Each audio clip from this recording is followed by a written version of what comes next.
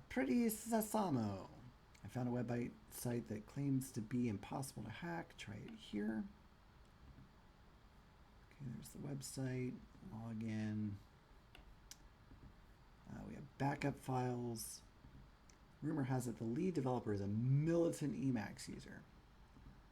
All right, so here's impossible login at PHP. So Emacs users tend to have like files with a tilde at the end. So we'll look at the source for that. If we look at the source, we get this crazy long PHP thing.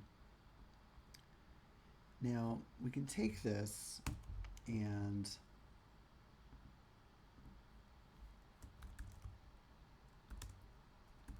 I just assign like X to be that string. Then we can do like base 64 on that.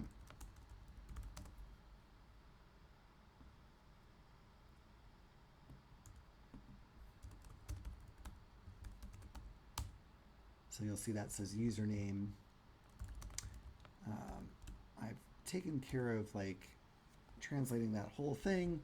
You get this PHP file. So if there's a username and a password, it reads those into variables. If the variables are equal, it says no flag for you. Otherwise, if the SHA of the two is equal, it will give you the contents of flag.txt. So what they want there are two strings that are different that have the same SHA1 hash. Now, it turns out the folks from Google have, in fact, figured out a way to create two different documents that have the same SHA1 hash but are different. I'm not actually going to do that. I'm going to exploit something about PHP. And so in order to do that, I'm going to use Burpsuite. I'm going to intercept the traffic. So I'm going to open up the Burpsuite browser.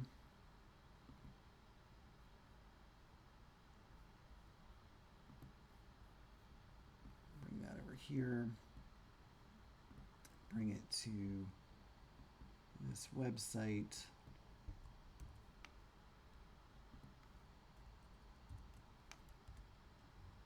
All right, so that's the website.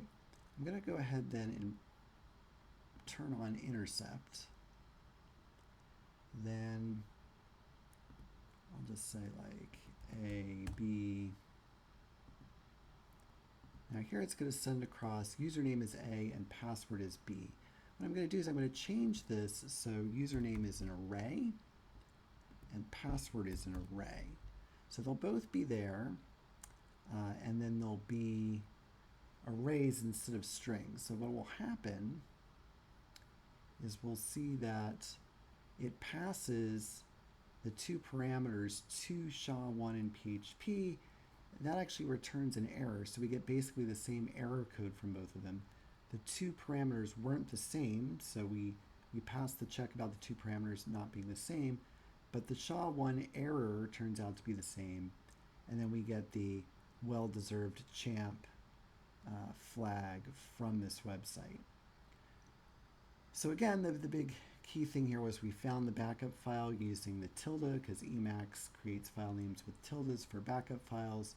We looked at that PHP, and then we found a way to get two different strings, in this case by not making them strings, making them arrays, so this SHA1 function returns an error. And so we get the two errors to be the same, and we get the contents of the flag file, even though we passed in two different strings.